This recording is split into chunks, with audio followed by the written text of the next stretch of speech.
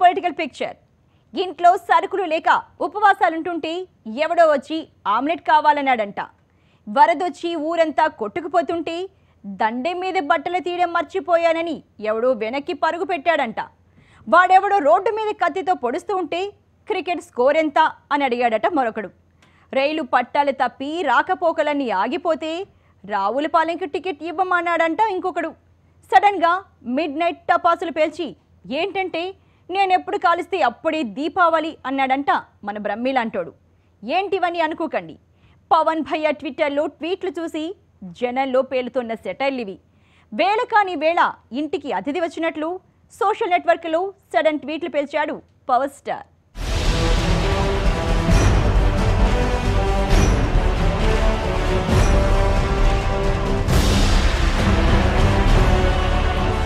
నోట్ల రద్దుతో భారతదేశం మూడే మారిపోయింది.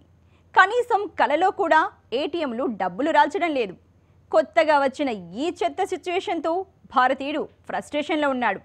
కానీ పొలాచిలో ఉన్న పవన్కు వేరే మూడొచ్చింది. అంతే, ఆలస్యం చేయకుండా ట్వీట్లతో పలకరింపులు మొదలుపెట్టాడు. సారు వదిలిన ట్వీట్లు అభిమానులకు ఘాట్లు పెట్టాయి. ఎప్పటి విషయాలు ఎత్తుకొని సూక్తి ముక్తావులు వినిపిస్తూ ఉంటే చిర్రెత్తిపోయింది. బాస్ మాత్రం వెనక్కు తగ్గలేదు. ఆయన పుస్తకం చదవడం ఇప్పుడే పూర్తయినట్లుంది. మరి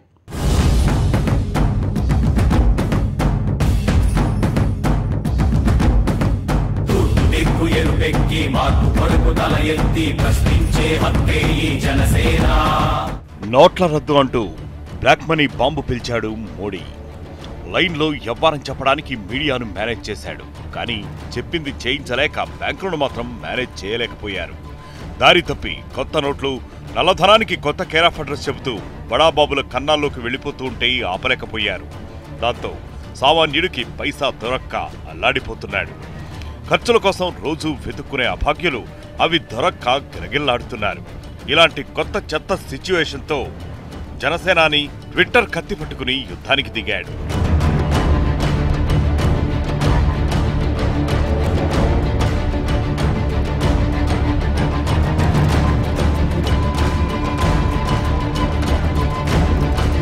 ఐదు అంశాలు, అది కూడా రోజుకొకటి చొప్పున మాట్లాడతానని సిద్ధంగా ఉండాలని ముందే ప్రకటించాడు జనసేన అధినేత. ఆ అంశాలేంటో కూడా ముందే చెప్పాడు. గోవధ, రోహిత్ వేముల, దేశభక్తి, ప్రత్యేక హోదా, నోట్ల రద్దు, ఇలా లిస్టు చెప్పుకొచ్చాడు. ఇదేంటి అంతా నోట్ల రద్దు గొడవలో ఉంటే పవర్ స్టార్ ఇవన్నీ చెబుతున్నాడేంటి అని అందరూ ఆశ్చర్యపోయారు.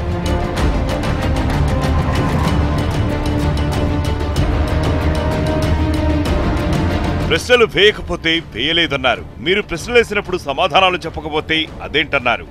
ఇప్పుడు అధ్యయనం చేసి మరీ తన అభిప్రాయాలు చెబుతానని పవన్ ముందుకొస్తే తప్పుపడతారేంటంటూ జనసేన ప్రతినిధులు మండిపడుతున్నారు. ట్విట్టర్లో ఇచ్చినటువంటి సందేశాన్ని చూస్తే ఒక ఆంధ్రప్రదేశ్లోనే కాదు, భారతదేశంలో ఉన్నటువంటి ప్రతి పౌరుణ్ణి కూడా ఆలోచింపు చేసే విధంగా భారతీయ జనతా పార్టీ చెప్పేదొకటి, చేసేదొకటి.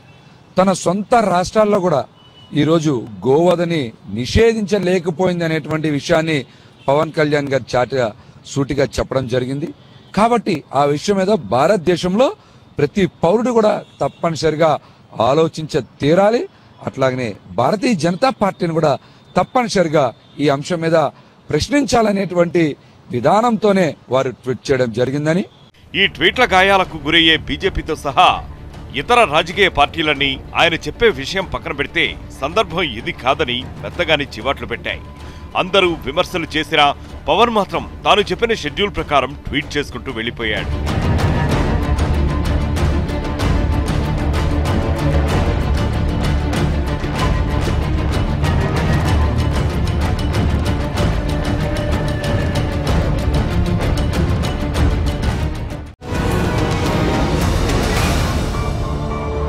నాకో తిక్కుంది కానీ దానికో లెక్కుంది అనే పవన్ డైలాగ్ అందరికీ గుర్తుంది. అందుకే ఇక్కడ కూడా ఏదో ఒక లెక్క ఉంటుందని కొందరు దానికోసం వెతికారు. ఒక్కో ట్వీట్కి ఒక్కో లెక్క అయితే కనబడింది. అదిగో చూసారా, లెక్కుంది. జనసేన ఊపిరి పీల్చుకుని చెబుతూ ఉంటే సోషల్ ఎగ్జామ్ రోజు లెక్కల పేపర్ ఏంటి గురు అని మరికొందరు నవ్వుతున్నారు. సాంబాను రాసుకోమని గబ్బర్ సింగ్ చెప్పి పంచులు క్యాలెండర్తో లింక్ లేకుండా ట్విట్టర్లో పెట్టి చదువుకోమన్న పవన్ సార్ లెక్కేంటో చూద్దాం.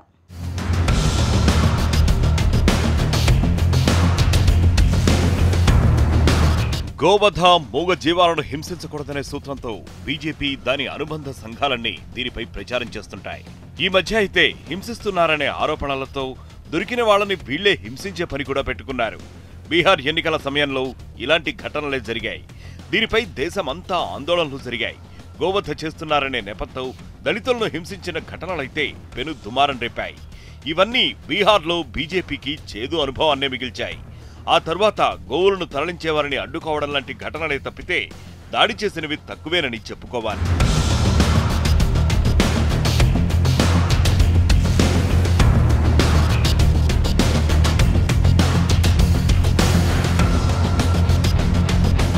ఈ అంశాన్నే పవన్ మొదటి అంశంగా ఎత్తుకున్నారు. గోవధపై గోల చేసే బీజేపీ తాను అధికారంలో ఉన్న రాష్ట్రాల్లో ఎందుకు నిషేధించలేదని ప్రశ్నించారు. బీజేపీ నాయకులు, కార్యకర్తలు జంతు చర్మాలతో తయారు చేసిన చెప్పులు వేసుకోవడం మానేస్తారా అని నిలదీశారు. అంత ప్రేమ ఉంటే ఒక్కొక్కరు ఒక్కో ఆవును దత్తత తీసుకుని పెంచొచ్చు కదా అని సలహా కూడా ఇచ్చారు. కేవలం ఆవును పూజించే వారిలో సెంటిమెంట్ను, విద్వేషాన్ని రెచ్చగొట్టడానికే ఇలా చేస్తున్నారని మండిపడ్డారు.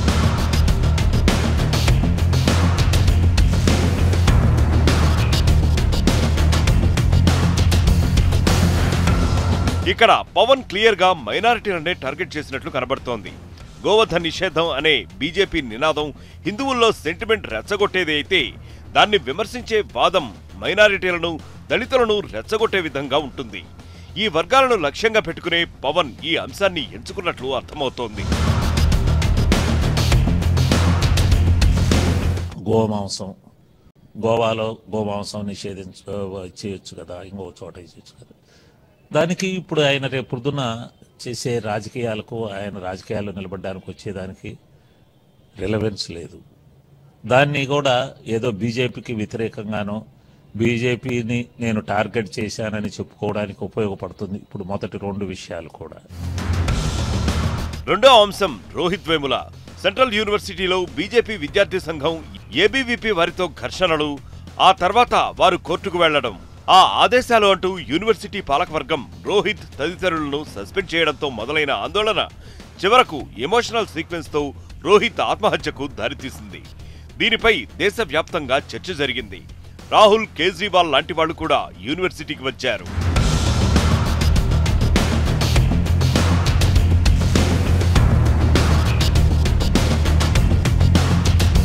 బీజేపీ వారి మత విద్వేషం, తరతరాలుగా వేళ్లూరుకుపోయిన కుల వివక్షే రోహిత్ వేములను బలి తీసుకున్నాయని పవన్ తీవ్రంగా విమర్శించారు.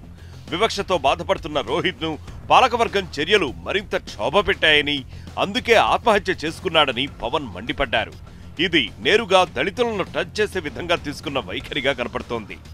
కుల వివక్షను వ్యతిరేకిస్తానని, దళితులకు తన మద్దతు ఉంటుందని ఈ వైఖరి ద్వారా పవన్ చెప్పినట్లు అర్థమవుతోంది.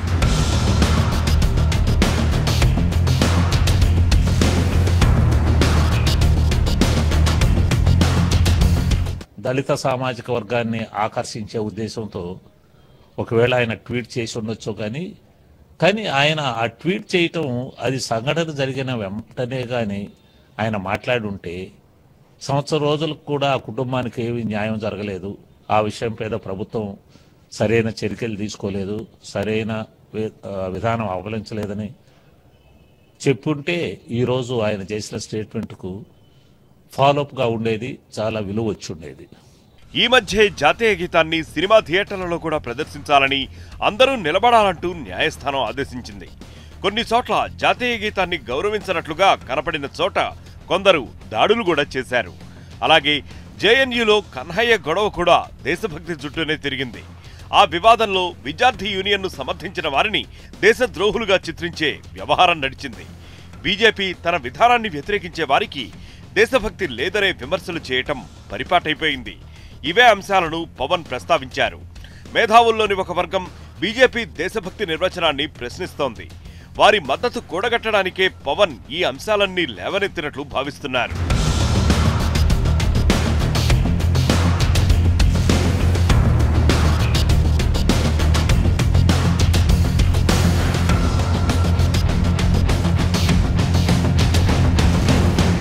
థియేటర్లో కంపల్సరీగా జాతీయ గీతం వేయాలి, ఆ జాతీయ గీతం వేసినప్పుడు అందరూ లేచి నిలబడాలని. దానికి ఏ రాజకీయ పార్టీకి సంబంధం లేదు. ఇది ఒక సుప్రీంకోర్టు ఇచ్చిన డైరెక్షను.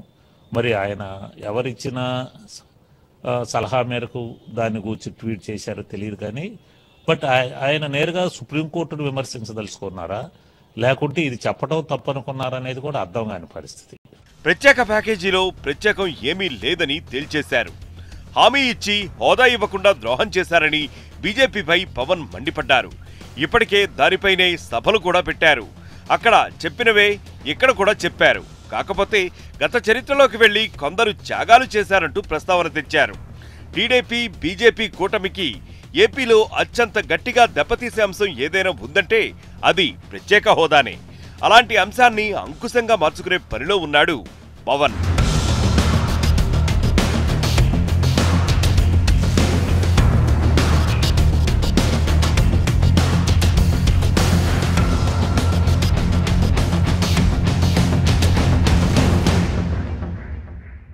ఈ ప్రత్యేక హోదా విషయం ట్వీట్లతోనో లేదా ఇంకొక దాంతోనో జరిగేది కాదు. దానికి ఒక పోరాటం చేయాలా, సమగ్రమైన ప్రణాళికతో పోరాటం చేయాలా, దాని మీద ఆయన ఒత్తిడి తీసుకురావాలా.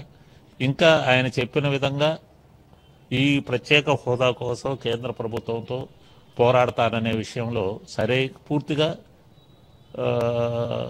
ఒక పోరాటానికి రాలేదేమో అనిపిస్తుంది. నోట్ల రద్దుతో సామాన్యులే బలవుతున్నారని ఇప్పటికే వ్యాఖ్యానించారు. బ్లాక్ మనీ ఎక్కడ ఆగిందని ప్రశ్నించారు. కొత్త నోట్లు కొందరి దగ్గరకు ఎలా వెళ్లాయని నిలదీశారు. సరైన ముందు చూపు కసరత్తు లేకుండా తీసుకున్న నిర్ణయం వల్లే ఇలాంటి సమస్యలొచ్చాయని పవన్ విమర్శించారు.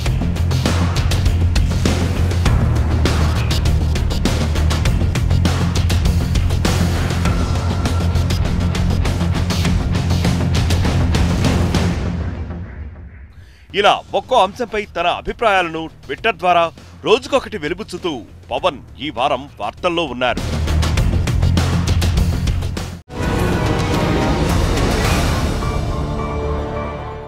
రెండు హిట్ సినిమాల తర్వాత ఓన్ డైరెక్షన్ లో సినిమా తీసి డిజాస్టర్ చేసుకున్నాడు గబ్బర్ సింగ్. అలాగే సక్సెస్ అయ్యాయనుకునే సభలు జరిగాక ఈ ట్వీట్లు పెట్టి అదే పరిస్థితి తెచ్చుకున్నట్లే కనబడుతోంది. సభలు పెట్టడానికి నోట్ల రద్దు బ్రేక్ వేయడంతో గ్యాప్ తీసుకున్న పవన్ ఆ గ్యాప్ని తట్టుకోలేక ఈ కొత్త స్క్రీన్ పై రచించినట్లు అర్థమవుతోంది. స్క్రీన్ మీద సినిమా లేట్ అయితేనే చిరాకు పడిపోయే జనానికి పవన్ లేటుగా వదిలే బాణాలతో ఇంకాస్త ఇరిటేషన్ వచ్చినట్లే ఉంది. అది కూడా అవి వచ్చిన ట్విట్టర్ రూట్ మరింత పిచ్చెక్కిస్తోంది.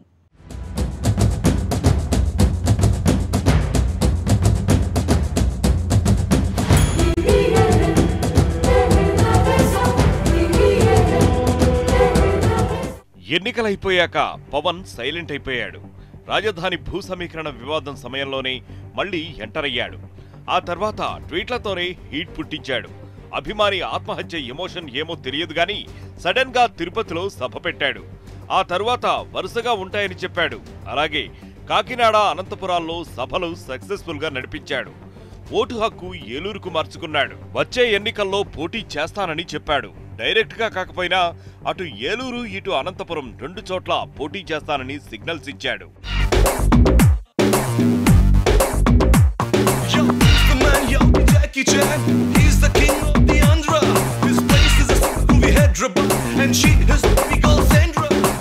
టార్గెట్ జగనే అన్నట్లు వరుసగా వైసీపీ సభలు పెట్టిన ప్రాంతాల్లోనే సభలు పెడుతూ హల్చల్ చేశాడు.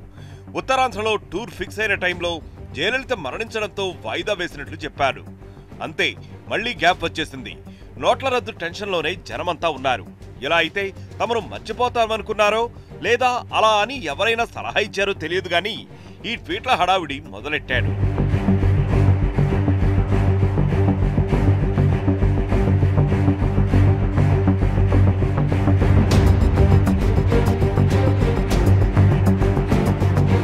జనసేన ఆకట్టుకోవాల్సిన వర్గాలు 1, 2, 3 అంటూ లిస్టు పెట్టి సబ్జెక్టు సెలెక్ట్ చేసినట్లు అర్థమవుతోంది.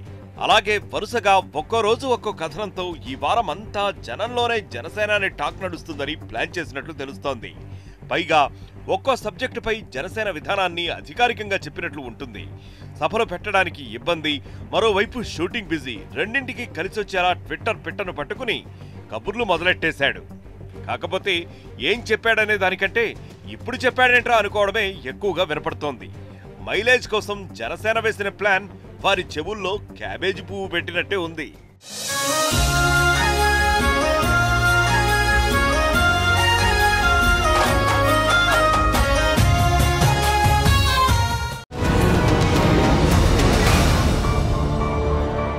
తీయాలనుకుంటే అంతా పక్కాగా జరగాల్సిందే. కథ అనుకోవాలి, దాన్ని సీన్ టు సీన్ స్క్రిప్ట్ రాసుకోవాలి, ఆ తర్వాత షెడ్యూల్ వేసుకోవాలి, ఏ క్యారెక్టర్కి ఎవరు డిసైడ్ చేయాలి. దాని ప్రకారమే షూటింగ్ పూర్తి చేసుకుని పోస్ట్ ప్రొడక్షన్ పనులు కూడా అయిపోయాక పర్ఫెక్ట్ సినిమాను రిలీజ్ చేసుకుంటే కలెక్షన్లు బాగుంటాయి. సినిమాని అంత పద్ధతిగా చేస్తే రాజకీయ పార్టీని ఎలా నిర్మించాలి, మరి ఎందుకోసమో చెప్పాలి, ఏం చేస్తామో చెప్పాలి, దేన్ని వ్యతిరేకిస్తారో దేన్ని సమర్థిస్తారో, ఇలా అన్నీ చెబితే జనం ఏం చేయాలో ఆలోచించుకుంటారు. అలా కాకుండా టైంతో పని లేకుండా మూడొచ్చినప్పుడు గుర్తొచ్చినప్పుడు విధానాలు చెబితే ప్లానింగ్ లేని మూవీ ఫ్లాప్ అయినట్లే ఇది కూడా అయిపోతుంది.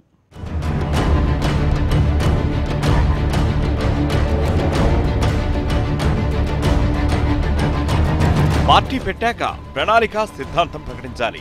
కేజ్రీవాల్ సైతం ఏ సిద్ధాంతం లేదని చెప్పి ఇప్పుడు ఎవరిని కంట్రోల్ చేయలేక ఎన్ని ఇబ్బందులు పడుతున్నాడో చూస్తూనే ఉన్నాం. కేవలం తాను బాధపడుతున్నానని, పరిస్థితులు చూసి నిద్రపట్టక పార్టీని పెడుతున్నట్లు ప్రకటించాడు పవన్. తర్వాతి రోజుల్లోనే బీజేపీ టీడీపీ కూటమికి మద్దతన్నాడు. అప్పుడు కేవలం రాష్ట్ర విభజన మీదే మాట్లాడాడు.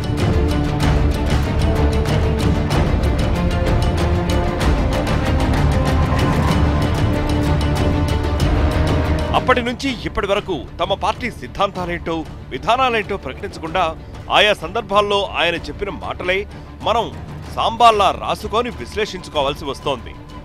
రాష్ట్రంలో దేశంలో ముఖ్యమైన సమస్యలు అంశాలు ఎప్పటి నుంచో రగులుతున్న వ్యవహారాలు ఉంటాయి. వాటన్నింటి మీద స్పష్టమైన అభిప్రాయాన్ని జనసేనాని చెప్పాల్సి ఉంటుంది.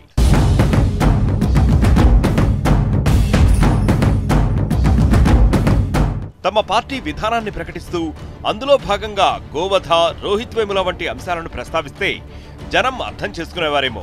అలా కాకుండా పవన్ రివర్స్ లో వస్తున్నారు.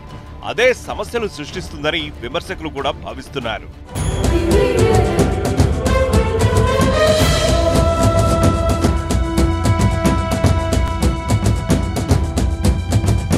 నోట్ల రద్దు ముందస్తు కసరత్తు లేదన్నారు. బ్లాక్ మనీని నిరోధించాలంటే అసలు జనసేన ఏం చేయాలనుకుంటోందో చెప్పాలి. అప్పుడే ఆ విమర్శలకు క్రెడిబిలిటీ వస్తుంది. ఏపీలో అనేక చోట్ల భూ సమీకరణ, సేకరణ అంటూ రైతుల భూములను ప్రభుత్వం తీసుకోవడంపై విమర్శలు వస్తున్నాయి. అయితే రాజధాని కట్టాలంటే ఎక్కడ కట్టొచ్చు, ఎన్ని ఎకరాలు తీసుకోవచ్చు అనేది ప్రత్యామ్నాయంగా చూపించాలి. బందరు పోర్టు అవసరమా కాదా, అవసరమైతే ఎన్ని ఎకరాలు అనేది స్పష్టంగా చెప్పాలి.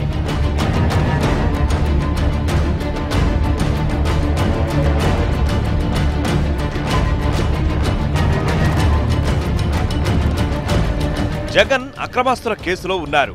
ఆయనపై తమ వైఖరి ఏంటి? అవినీతి ఉందనుకుంటున్నారా, లేదనుకుంటున్నారా? ఉన్నా సరే ఇతర విధానాలు నచ్చితే ఓకే అనుకుంటున్నారా? ఏదో ఒకటి స్పష్టంగా చెప్పాలి.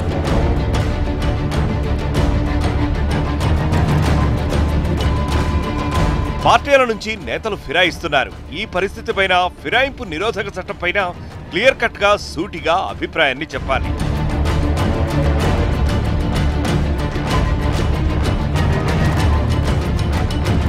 రేపు వచ్చే ఎన్నికల్లో డబ్బు ఖర్చు ప్రధానం కాదు. ఓటర్లకు డబ్బులిచ్చే సంస్కృతికి తాము వ్యతిరేకమో కాదో స్పష్టం చేయాలి. దాని ఆధారంగా కాకుండా ఏ ఆరోపణలు, కేసులు లేని స్వచ్ఛమైన నేతలకే టికెట్లు ఇద్దామనుకుంటున్నారో లేదో క్లారిటీ ఇవ్వాలి. అలా కాకుండా రాజకీయ బలాబలాల మేరకే టికెట్లు ఇస్తారా, అది కూడా చెప్పాలి.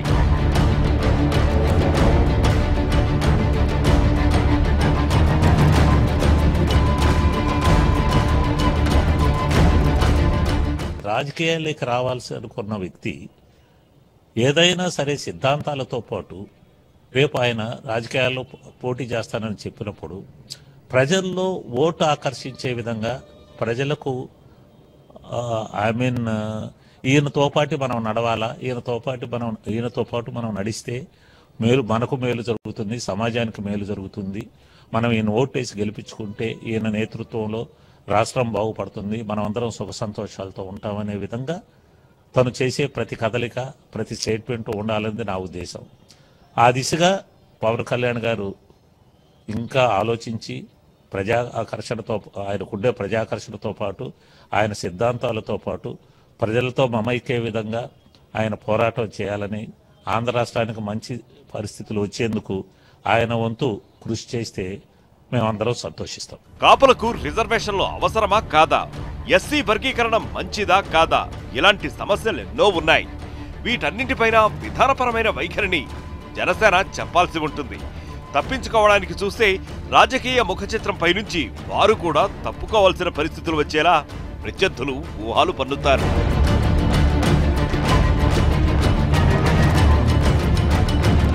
ఎఫ్డీఐలు, జీఎస్టీలు, ఆయిల్ ధరలు, ఆర్థిక సంస్కరణలు ఇలా అన్నింటి మీద ఓ స్పష్టమైన వైఖరిని తీసుకుని ప్రజలకు చెప్పగలగాలి. అలా చెప్పగలిగినప్పుడే ఈ పార్టీ మిగతా వాటికి ప్రత్యామ్నాయంగా ప్రజలు భావించే అవకాశం ఉంటుంది. అలా లేనప్పుడు ఇది కూడా ఒకరొక పార్టీ అని సరిపెట్టుకుంటారు.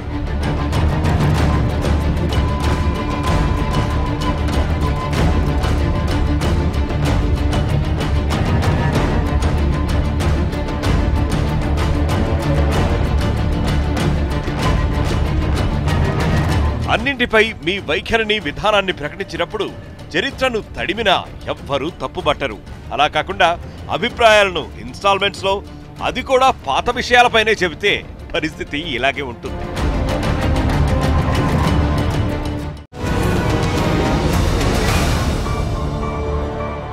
ప్రజాసేవ చేయాలనుకునే వాడికి ఎలాంటి తర్జన భర్జనలు ఉండవు. ప్రజల కోసమే రాజకీయంలోకి అడుగుపెట్టేవాడికి ఏ కన్ఫ్యూజన్ ఉండదు. అధికారం కావాలనుకునే వారికి మాటలతో ఆటలు ఎక్కువగా అవసరమవుతాయి. పవర్ కోసమే చేసే పాలిటిక్స్ ఫాలో అయితే ఏ క్లారిటీ ఉండదు. బాల్ ఏదైనా సరే ఆడటానికి ప్రయత్నించి కొడితే స్కోర్ పెరుగుతుంది. రిస్క్ ఎందుకని ఆ బాల్ని వదిలేస్తే గ్రౌండ్లో ఉండొచ్చేమో కానీ ఉపయోగం మాత్రం ఉండదు. మరి ఇకనైనా పవన్ జీ టైమే కాదు, టైమింగ్ కూడా చూసుకుంటారేమో. Wait and see.